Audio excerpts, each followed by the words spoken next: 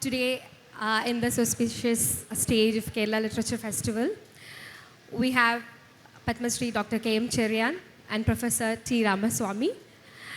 He's a former Indian scientist and Science and Technology Secretary for Government of India. The session, as it calls, Just an Instrument, is the autobiography of Dr. K.M. Cherian. He's a renowned cardiac surgeon who conducted the first cardiac surgery in India. And his long story of life, being a doctor, being a surgeon, beyond that, an author of his autobiography, Just an Instrument, we are going to have a discussion on that. And Professor T. Ramaswamy, as I have mentioned, is a scientist who turned to be a civil servant. So both of these guests we have here got beautiful stories of life to share and something scientific and more close to lives. Over to Dr. K.M. Cherian to start with. We know doctors being very technical professionals. What was your inspiration, or when you had a call of writing an autobiography as such?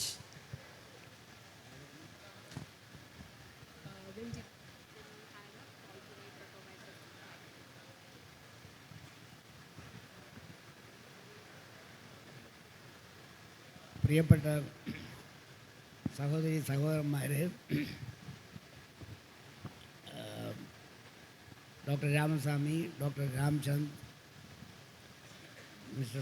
Shanmo Sundaram, and Shana.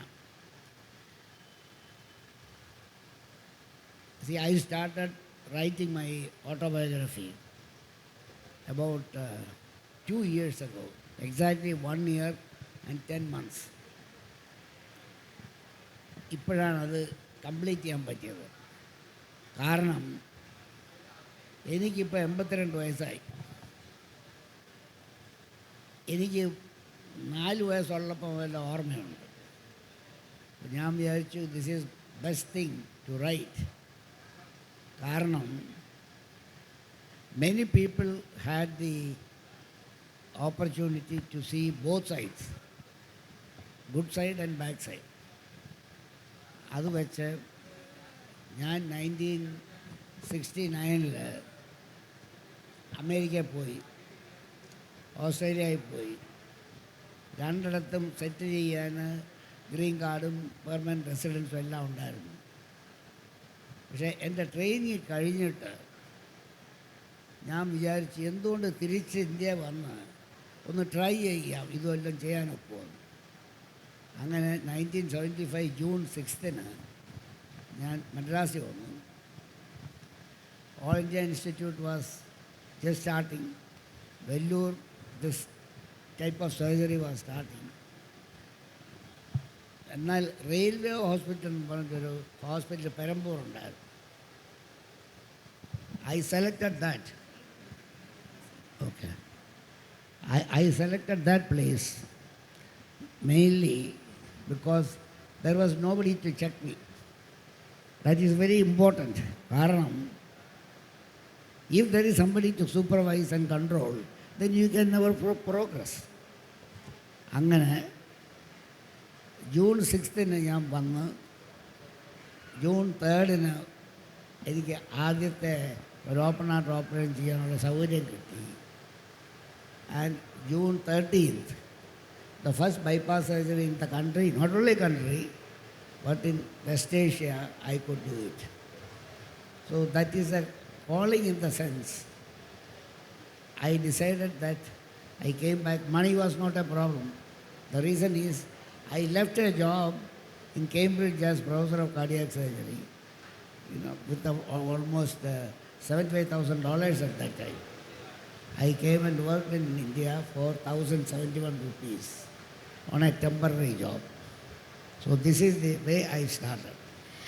Before going to Professor Ramaswamy, I have a mentioning the very first bypass surgery done by Dr. K.M. Cherian. ഇന്ത്യയിലെ ആദ്യത്തെ cardiac bypass surgery ചെയ്തത് doctor K.M. Cherian ആണ്.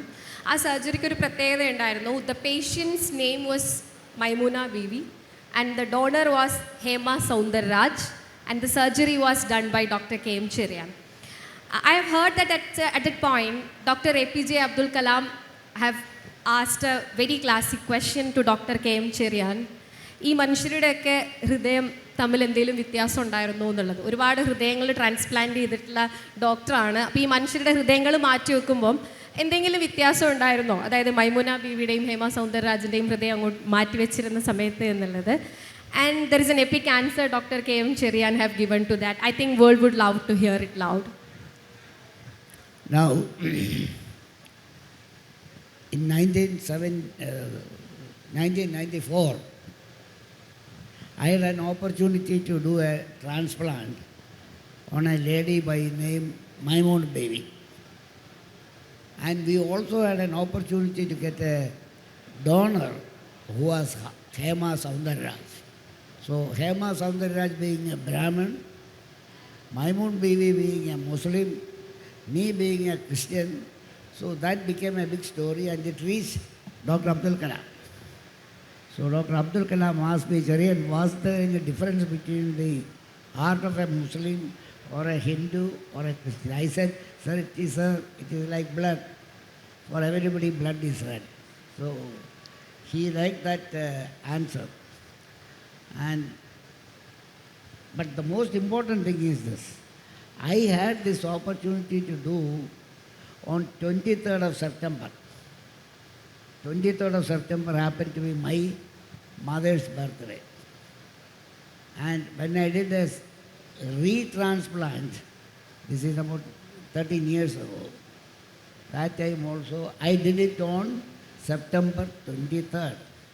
So there is some connection between September 23rd, my mother's birthday, and my surgical experience. It's all providential. And I don't think anybody can maneuver it, manipulate and make it. What God has decided, what He has given you, I took the opportunity and I felt very happy that I came back to India rather than staying in the States or somewhere. Yeah. Meanwhile, over to Professor Ramaswamy. ഇന്ത്യയിൽ civil service പരീക്ഷ എഴുതാതെ bureaucrat ആയിരുന്ന രണ്ട് വ്യക്തികളെ ഉണ്ടായിരുന്നുള്ളൂ. Doctor Manmohan Singh and after that professor T Ramaswamy. Being a scientist and getting into civil services, we have a long story to be shared by Professor Ramaswamy. Before that, a few words about Dr. K.M. Cherian's autobiography and the story of a cardiologist and long years of friendship that you had. Thank you. Vanakkam. கொஞ்சம் தமிழ் அப்பப்போ கலந்துக்கிறேன் because I can't speak Malayalam. And if I speak Malayalam, you will run away. So I'll stay with English. You see, our moderator asked me to speak about the autobiography of Dr. K.M. Cherian. There's none in this world more capable of talking about autobiography of K.M. Cherian than Cherian himself. Therefore, I'm not going to talk about the autobiography of Dr. Cherian. But I'm going to talk about Dr. Cherian, not autobiography. You can ask, why am I going to talk about Dr. K.M. Cherian? It so happened, Tamil parallel line, parallel lines. Usually parallel lines don't meet. But there are two parallel lines here, but we meet. I have known him for the last 40 years. It so happened, he came back to India in 1975. I finished my PhD in England in 1975. And I came back January 76. He could have lived wherever he was living, but he came back. And he came back to a lot of things you already know. But I'm going to tell you what are the 5 aspects of Dr. Cherian that make him a very special person, which appealed to me, which had therefore remained carved in the stone in my heart. First of all, there are lots of people especially in professional life, focus on success. Very few focus on service. He is one person was service-mindedness which stand out among his peers. And there are many people who follow the path of what others have done, especially in medical profession. Because of the legality, people follow the protocols, what is followed by somebody else in America, somewhere else, and adopt. But he is a pioneering spirit. The heart surgery that the doctor talked about was done in a place with very limited infrastructure at limited time, and he was a pioneer in the heart surgery transplant in the country. Pioneering spirit. Innovative character, innovative potential, desire for innovation is something that is written over him. As a scientist, we always look at always doing things differently. But very few medical professionals look for innovation doing for the first time. It is innovative potential which is very important. As Indians, we always talk about problems. We have this problem, that problem. India is, one good thing about India, there's a lot of problems to solve. But there are very few solution designers. So Dr. Cherian is not a problem stater, but a solution designer. I remember the time when he talked about setting up this Madras Medical Mission. Madras Medical Mission was a mission, not a hospital. It was serve poorer people. There were poorer people in this part where he lived who did not have access or affordability to have the solutions. But Dr. Cherian created a solution provider in this Madras Medical Mission. And that today stands as a monument to his dream in life. And I like to present something which is important, steadfastness, virtuousness, and intellectual integrity. And these are 5 qualities that everybody needs to celebrate. So when we talk about this autobiography, I was asking the question, why are we releasing it in a literature festival? Literature talks about, any literature is a written material. But written material which elevates the spirit and long-standing impact. That's what literature is all about. To me, the autobiography of Dr. Cherian is a truly a literature material, written material of lasting value and elevated spirit. Therefore, I have come here to celebrate the 5 qualities of Dr. Cherian, something that gives me a kind of way to live, path to live. Therefore, I'm here. Thank you. Yeah, exactly. When it comes to, as you mentioned about when a professional coming into literature or writing, we were having a discussion on that. When, at which midnight we get the call to write down the experiences or what. While I read about Dr. K.M. Cherian, I got to know, in മലയാളത്തിൽ പറയുമ്പോഴാണ് അതിന് കുറച്ചും കൂടെ ഭംഗിയും തോന്നുന്നു. ഈ വലത്തെ കയ്യിൽ വലത്തെ റിസ്റ്റിൽ ഒരു മറുകുള്ള ഒരു കുഞ്ഞ് ജനിക്കുന്നു and your story of that saying and ഒരു ഹെവൻലി ആയിട്ടുള്ള അല്ലെങ്കിൽ ഒരു people say that who believe in god says that there is like god's hand എന്നൊക്കെ ചില സമയത്ത് നമ്മൾ ഡോക്ടേഴ്സിനെ പറയാറുണ്ട്. We mention doctors as like involvement of god's hand may be so. But beyond that, when it comes to the humanitarian aspects of surgeries you have done during Kargil war or the legislation, brain death legislation, sumayitte bandhapettittulla initiations, and there are a lot of stories in your journey being a cardiologist, where you have conducted a lot of surgeries for the needed at free of cost, a lot. Can you share us a memory of a surgery that happened amidst in this point of time? No, I think one of the most important occasion in my life has been a call from United States from a friend of mine saying that there are 20 Iraqi children, destitutes, who need heart surgery. Can you do it? So I said, this chap who called me was professor of cardiac surgery, University of Miami. I said, why don't you do it? He said, no, we can't do all the 20 kids at the same time. So I said, okay, you send all the 20 kids. And they did not have money to buy the ticket. So this story was widely circulated in CNBC, that is Christian Broadcasting Network of New York. The next day they got 40 tickets, 20 for the children and 20 for the accompanying.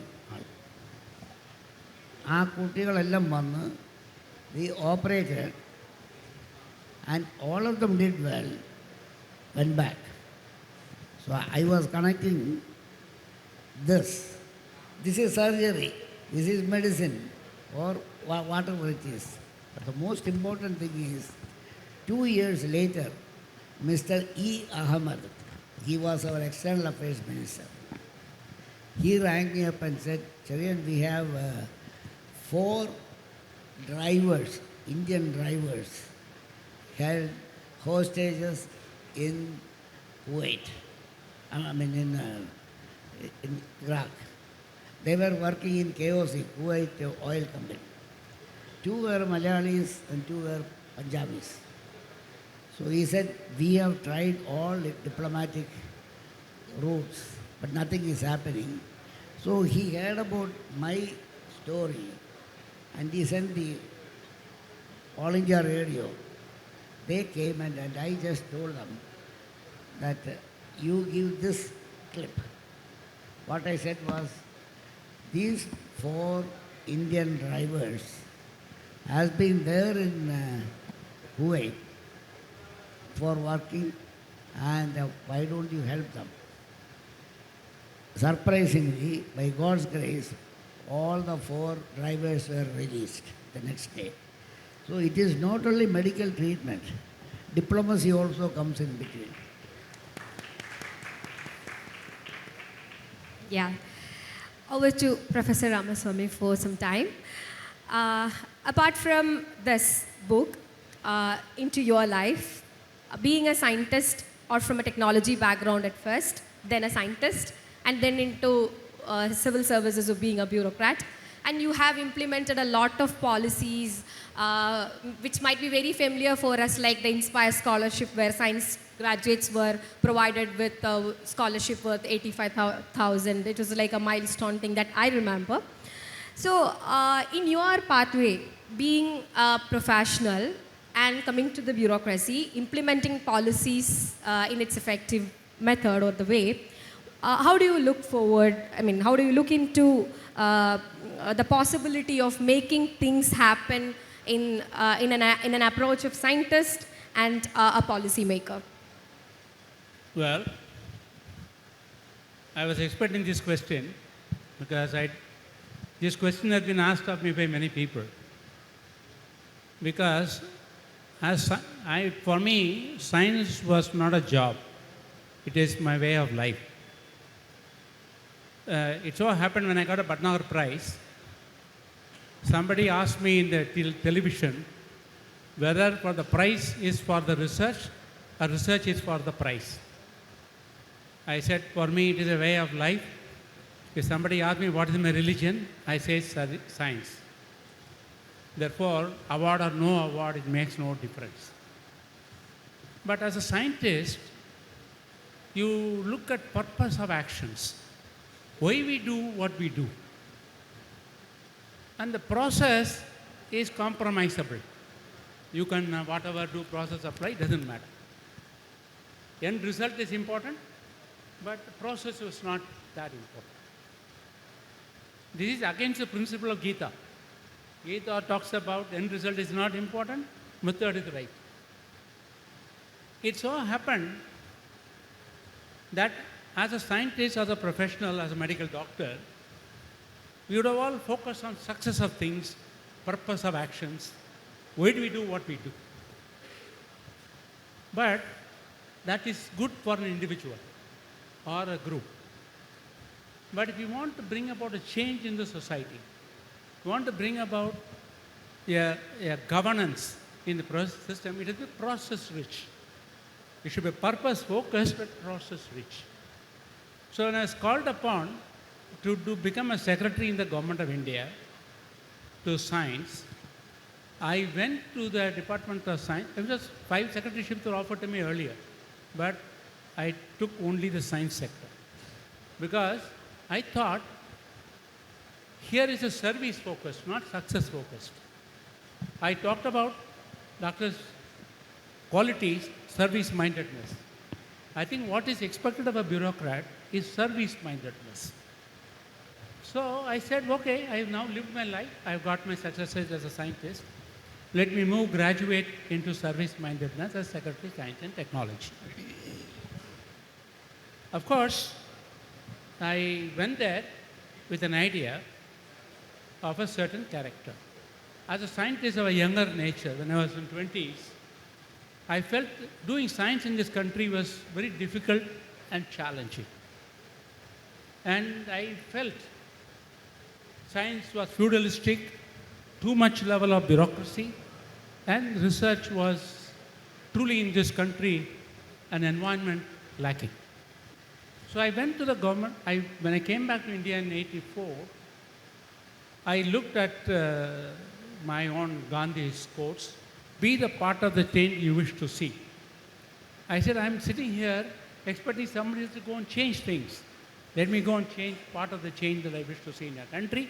Maybe I won't get the benefit, but it will open the next generation. So I came back in '84, and eventually I went to change. Of course, I thought I'll be an agent of change. But when I finished my civil service, after 8 years of secretary, I was secretary for 8 years in the government, which is not often the case. I concluded in my biography, I'm an instrument of change, not cause of change. Here is a doctor who has titled his autobiography, Just an Instrument. It came from Mother Teresa. So when you become a service-minded person, you don't look at the ego of being the cause of change, but you become the instrument of change. So I would like to conclude by saying what I did in the Department of Science and Technology as a secretary has been able to change the Indian science system to be bit in a certain level. Therefore, I look at the civil service, truly, I will now conclude it in openly here. I said, in democracy, political democracy, a politician is like an outerwear. A civil servant is the innerwear. Innerwear assures a hygiene of the nation. And if you present India as a woman, a bureaucrat is an innerwear, and political system is outerwear. And I'm happy that I played the role of innerwear. Yes, it's always like the contentment you talk about, right? Material things can come anytime, and contentment is what it matters. Yeah.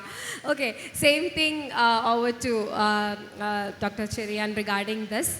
Both of you, what I felt connected is that when I was discussing about science with Ramaswamy, Professor Ramaswamy, he was saying science is creativity, and Dr. Cherian was saying me science is life, and it's more to go.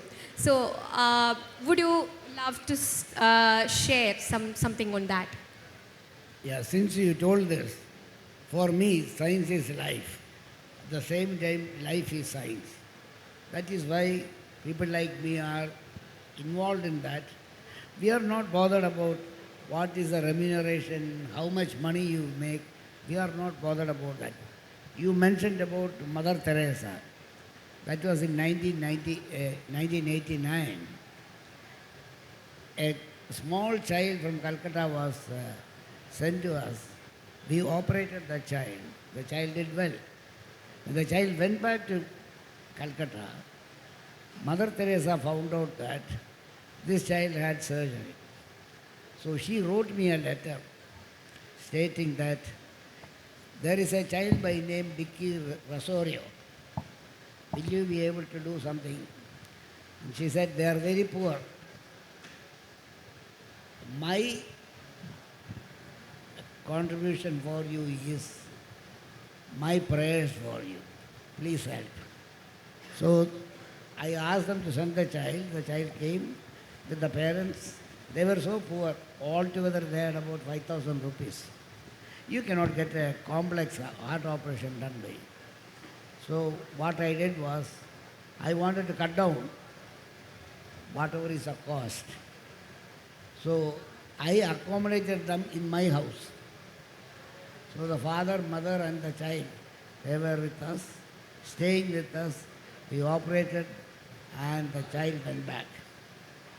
So 1 year later I had an opportunity to go to Calcutta, and I thought I must go and visit Mother Teresa. So when I went there, it was a midday.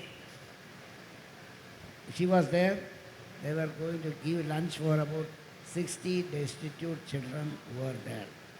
And mind you, she was having her lunch with them. She told me, why don't you also have lunch?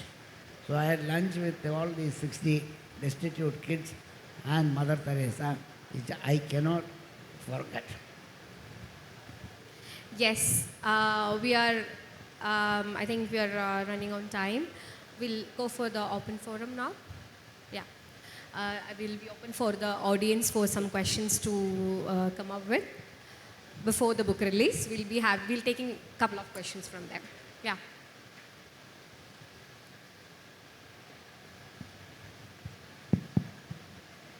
Sir, it's such a pleasure to be able to hear from you both.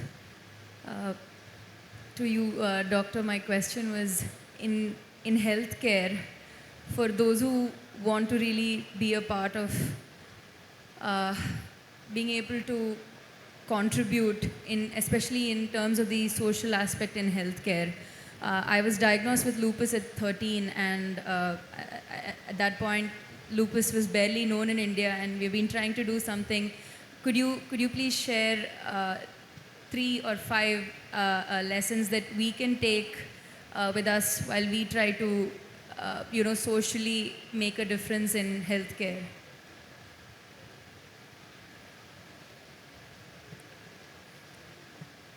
The healthcare is becoming very expensive, mainly because of the fact that it has been corporatized.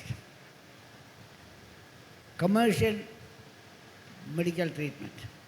There are so many brand new hospitals are coming. Even for investigations, so much of money is spent. And in the end, we know patients will not have money to get treated the primary cause. So this is one of the biggest problems which we face, apart from the progress. You need money for research. Without research, you cannot improve. Without improving, you cannot have quality. Without quality, there is no medicine. So I think the most important thing in our country is, I don't know, I'm not a bureaucrat or anybody to say, but socially down to earth people, I know Kerala government is doing, Andhra government is doing, but they are all simple cases.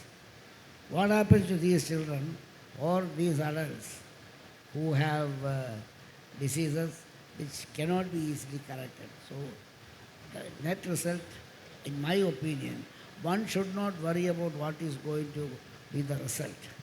But as long as you consider that patient is your brother or father or your child, how will you treat that child? I think that is the most important thing. Then this commercialism will not occur. So I hope a day will come, people will understand. But people like me and all, we are all in the passing out stage.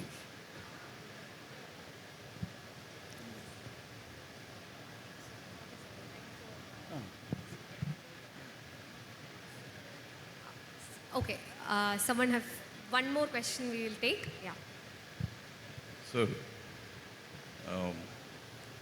Dr. Ali, I had the honor of working with you for last almost 10 years. Came especially to listen to you. I think you were doing cardiac surgery and the rest was also doing cardiac surgery. I would consider for the people sitting here, there was Cherian, then there were others. There were others. And there is now a lot of talk, socials, talk about the number of hours somebody has to work or against it most of the time and for it by the older people.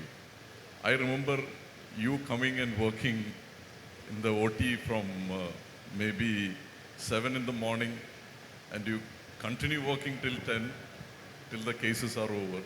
And then you come back again, and then you keep doing this, and you used to keep doing this continuously. So I think the relevance of working hard was shown to a lot of people. And my question to you is, I think there are a lot of younger people sitting here, doctors are here. What would you advise them regarding the culture of work? One thing you told about the corporatization, which unfortunately, which is a sad truth in medical field. So what is your advice? Because a lot of people have come to see you and hear you, to the younger generation regarding the culture, the medical culture and the work culture. In short, what I told, that is a culture. That is, consider a patient as if your own relative. Now, how many people spend time taking history or examining the patient? Today, what is happening? You ask for echo or sono or all these investigations. People don't understand. By doing these investigations, if you do an echo for somebody and he goes to some other hospital, the next day, again the echo is repeated. So that is where the problem, commercialism. You told about the doctor's salary or remuneration, depending on the number of hours you work. I have never heard of that. Now I am hearing, I am in cardiac surgery for 53 years. But now only I am hearing about this. You operate one case, you get this much. You put one graft, you get this much. This is total commercialization. But that's the way it goes. I think ultimately we have to consider that the patient is part of our family. How will you treat? Yes, I think for 10 minutes, we have a guest joining online. Our former ISRO chairman Somanath sir is joining us online for the book release of Dr. K.M. Cherian now.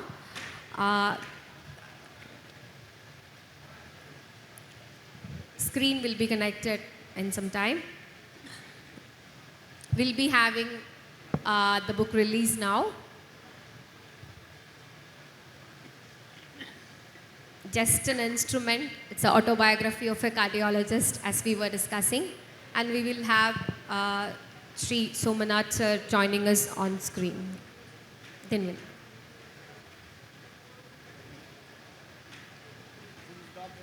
Since Dr. Somanath is not present, yeah. I would request Dr. Ramchand to come and... Yes, we will be having the online presence of Somanath sir, and the book will be handed over to Padma Bhushan Professor T.P. Ramaswamy in the presence of Sri Shanmuga Sundaram and Dr. C.N. Ramchand. Soumya Swaminath. Okay, Soumya Swaminath also will be joining online.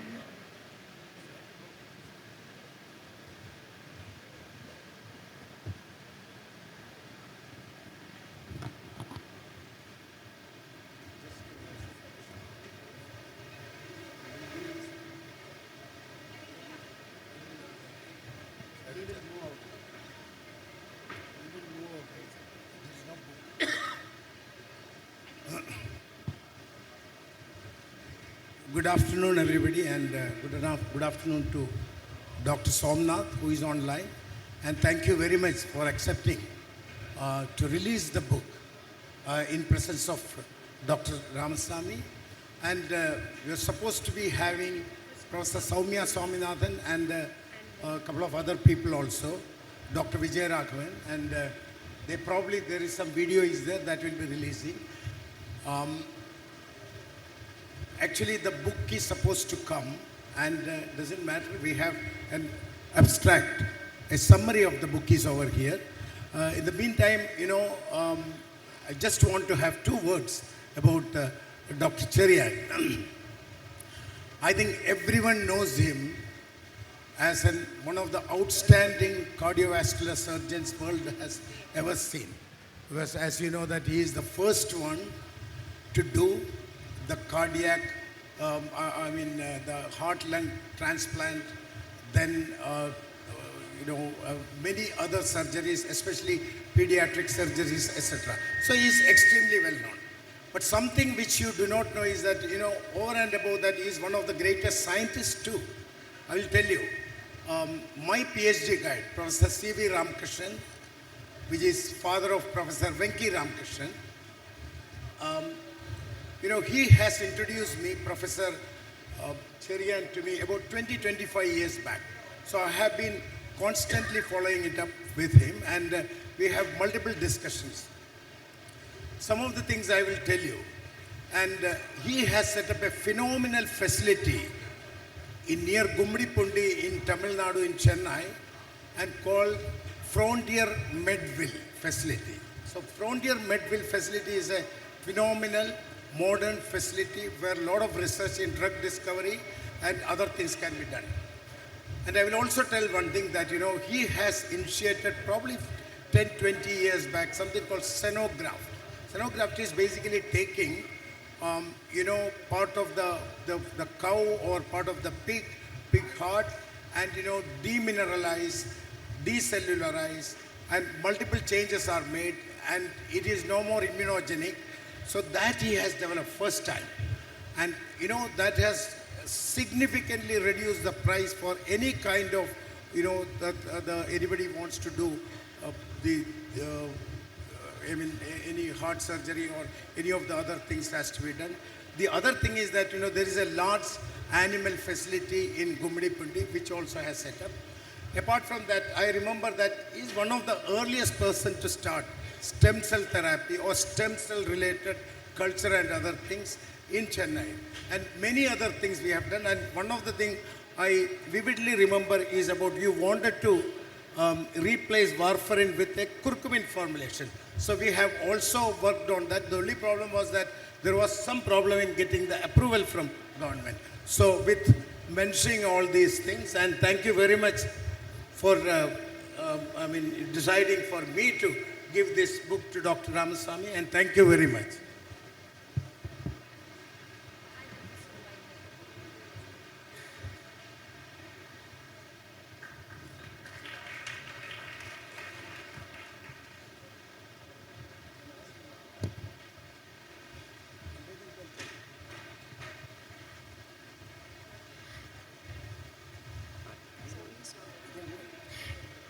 Yes, now we invite Somanath sir to have a few words.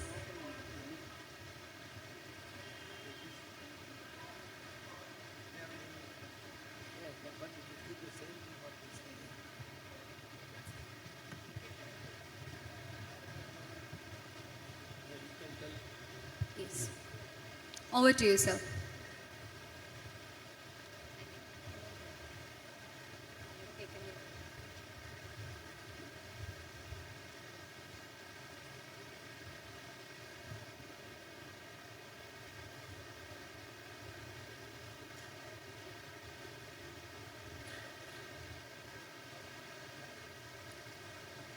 Yes, over to you, sir.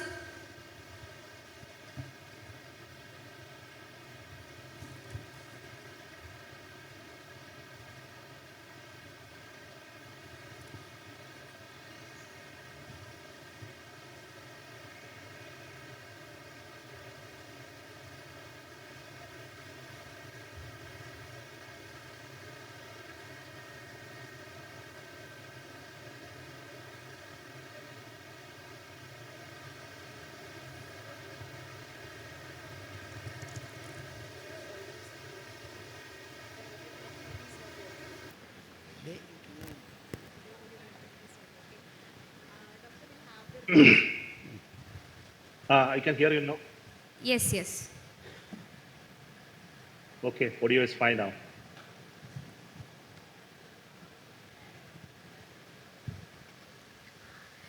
Okay, we would love to hear from you, sir. Are you able to hear me now? Yes, Yes. yes. Okay. So wonderful there to see all of you there on the stage. Dr. Cherian, thank you so much for giving me this opportunity to see you.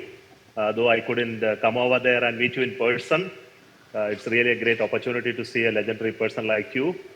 I'm really honored today that you sent me this book. I had an opportunity to go through this book really and then enjoy what you have written about your life story. You said it is a reflection of 82 years of living the life fully.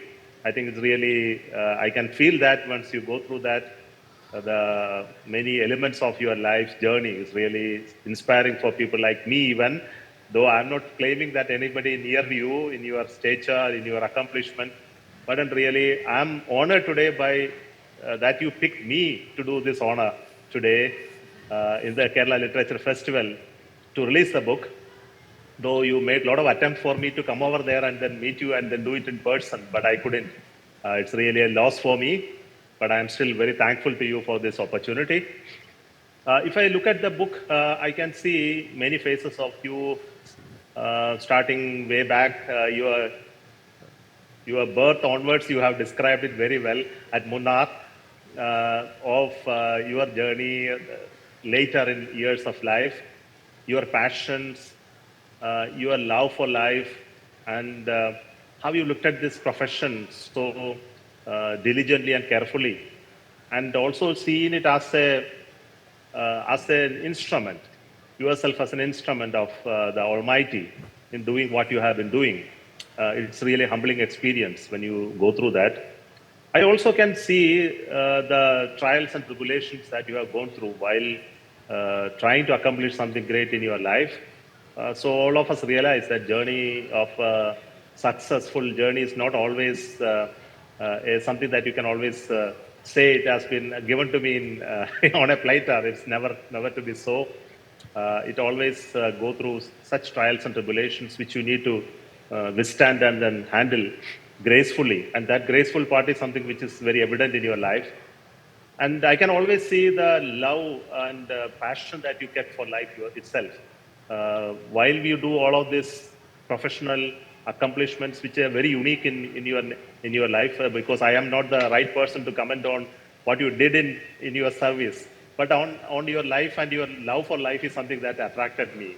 That you have a lot of passion, maybe developed at the early age by your parents, supported by your children, and it just never is not a story of you alone. It's always the story of the people that traveled along with you. I think that's also something which I liked. You give credit to everyone that helped you to grow, love life, and then enjoy life and contribute to the society. It includes your family members, your acquaintances, the people that matters in social life, your guides and gurus, and your teachers, your students, then your professionally that you who came to know. All of them are described in some way or the other in the book, which is really remarkable. I always wonder how you kept note of all of this and then actually brought it to the book. That is something which I always wonder. Something I must cherish, that each one of us have to look back and then look at the people that made what we are today. I think that is something that's important. Today at this occasion, I am really humbled and honored to say that this book is released for everyone to know and read about. Dr. Cherian, as he has mentioned, his father also mentioned to him, ഇപ്പോൾ എനിക്ക് തൃപ്തിയായി എന്ന് പറഞ്ഞ അതേ വാക്ക് തന്നെയാണ് എനിക്കും തോന്നുന്നത്. ആ വാക്ക് തന്നെയാണ് അദ്ദേഹത്തിനും പറയാൻ തോന്നുന്നത്. But you are still, the days are not like that yet ended. You still have an active life left. But when he said that തൃപ്തിയായി എന്ന് പറഞ്ഞപ്പോൾ ആ ലൈഫിനോടുള്ള ആ ആദരവും സ്നേഹവും അദ്ദേഹത്തിന് മനസ്സിൽ നിറഞ്ഞിരിക്കണം. താങ്കളുടെ കയ്യിലേക്ക് തൻ്റെ സ്വന്തം പിതാവ് മറയുന്ന നിമിഷത്തിൽ. അപ്പോൾ ആ പറഞ്ഞ അതേ സ്നേഹവും സ്വാതന്ത്ര്യത്തോടുകൂടി പറയട്ടെ, ഞങ്ങൾക്ക് വായിച്ചപ്പോൾ അത് തൃപ്തിയായി. കാരണം അത്ര ഒരു മഹത്തായ ഒരു പുസ്തകമാണ് ഇന്ന് അവിടെ റിലീസ് ചെയ്യപ്പെടുന്നത്, ഒരു വ്യക്തിയുടെ ജീവിതത്തിൻ്റെ ഒരു പരിച്ഛേദം. So I'm really honored today. Once again, want to thank you for this opportunity, though I am not able to come over there and then physically do this. But such blessings come to you in this such forms also. So much my heartfelt thanks to you, because it is something that you stand for. And use this opportunity to release the book virtually. Thank you so much once again. Thank you so much, sir. Padma Bhushan Professor T.P. Ramaswamy will be receiving the book on behalf of Somnath sir now in his absence. Dr. Ramaswamy, thank you so much. I'm really honored, though we met at some places here and there. I'm really honored to see you over the screen. Thank you so much, sir. Dr. Somnath, very good evening to all of you.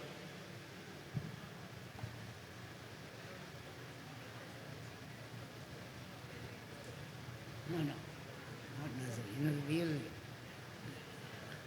word with the next one. No, don't wait for me.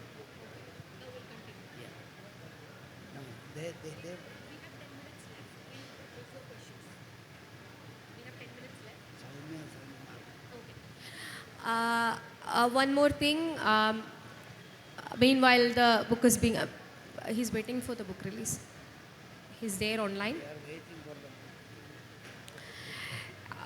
Okay. Meanwhile, the book is released. We have a message to be played on the screen from Dr. Soumya Swaminathan.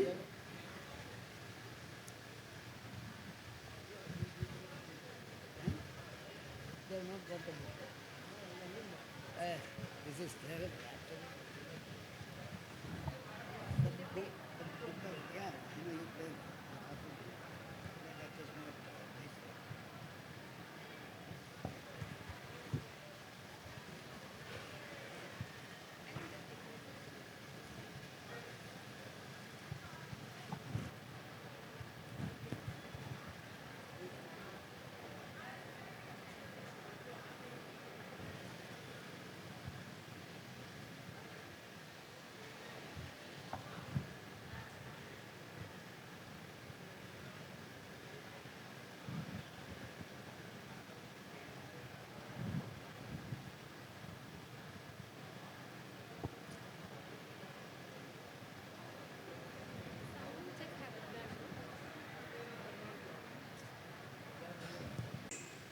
The book really is an amazing testament to an amazing person, and I'm so glad that you've put it all down, because I think for most ordinary mortals, what you have achieved in one lifetime, I don't think we can achieve even in 5 or 6 lifetimes. And you can be satisfied on so many different counts, you know, of course, starting with the relief and the renewal of life itself that you have given to so many people by operating on their heart and by curing something which otherwise they would not, you know, have been able to survive with. So starting from that very basic, and I'm sure that there are thousands of patients around the world today who kind of owe their existence to you and who worship you for that. But I think, you know, a completely different side of what you have been able to achieve, unlike most medical people or surgeons or specialists who specialize in something, focus on that, and maybe they can become very good at their own specialty. But you have tried to go way beyond that in order to serve the community and the country. And I'm talking about initiatives like setting up, of course, cardiac care hospitals and centers in different places, setting up medical education institutes and medical colleges, but also something so, you know, with so much foresight as the Frontier Medieval that I have had the privilege of visiting in the early years and being so impressed with the kind of very original and innovative work that is going on there. And that is what actually we need in India today. We need people who have expertise to give some time to research and development, addressing areas where there are big gaps and big needs, public health needs in particular. And obviously, when you take cardiology and cardiac surgery, the availability of affordable products, whether they are valves or whether they are stents or whether they are the heart itself for transplant or vasculature, etc. I think you've been one of the pioneers, and even today, I think you continue to be at the forefront, of innovation, not only innovation, but affordable innovation, but high quality innovation. And your facilities, which range all the way from basic labs, that are doing tissue culture and materials research, to having the facilities to actually do the animal studies and look at rejection and things like that, and then to be able to take it into humans, to do the testing. All that in a place and an environment you have created, which is also shows your love for nature.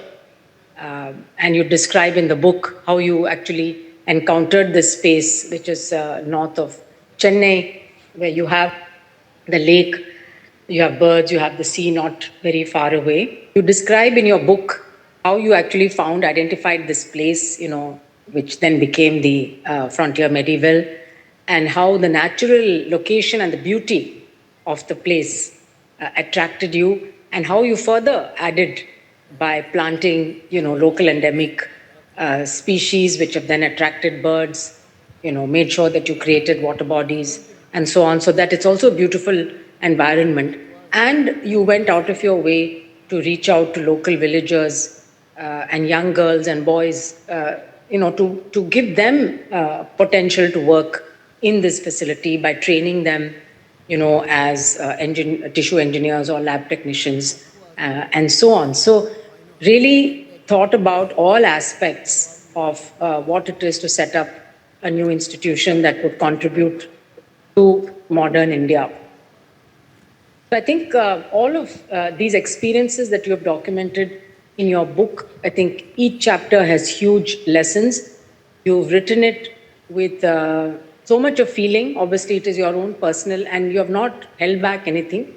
You have described the good and the bad, including the failures. Very few people actually talk about their failures, and I think it's really, I saw one incident where you have described the surgery on a young 16-year-old girl who you thought had tetralogy of Fallot, and then, the surgery actually failed and she died on the table. And then how you took up cardiac pathology after that to really understand what went wrong, and so that you do better next time and you find a better solution for the problem. So I think each of those incidents which you have described gives us very good lessons, and huge amount of success, obviously, but then you're not shy to talk about your failures as well.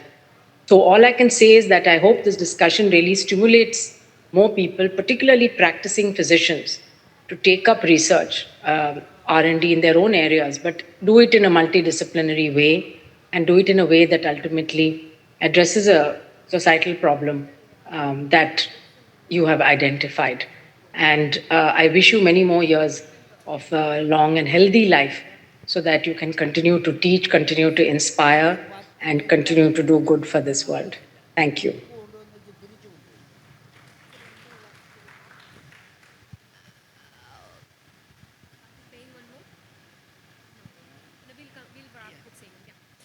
Okay, so meanwhile we had some technical difficulties, but it's okay that we had a very fruitful discussion. Before we wrapping, one last word from both of you on the bioeconomy of 2030 that we are looking forward to, being we have the scientists and doctors on the dais, and we should take a word on that. How do you look through the promising bioeconomy in 2030? Well, when you talk about bioeconomy, we know the historical aspect. We started the industrial revolution, then came software revolution, now computerization with the artificial intelligence, etc. it is going. At the same time, we should realize that a lot of research is being done, because today when you talk about bioeconomy, that means the generation of funds from biotechnology or related fields is around 4.1 million. But by 2030, which is supposed to be the decade of bioeconomy, it's going to be about 50 billion. That means this field is going to grow so rapidly, and the whole thing will depend on it. Now we know that AI has come, driverless cars have come, the lawyers are going to lose their jobs. In fact, Harvard have stopped distributing application forms for law. So these things we are going to see quite soon, and our economy is going to be totally different. That is why, apart from all this, it has been found out that, in fact, there is a case of a child who was 3 months old with leukemia. That child had what we call the GCL cells, and the child is completely cured. So I think a day will come very soon, we may not die of cancer at all. And at the same time, the technology is going on such a way, even the death may be prolonged.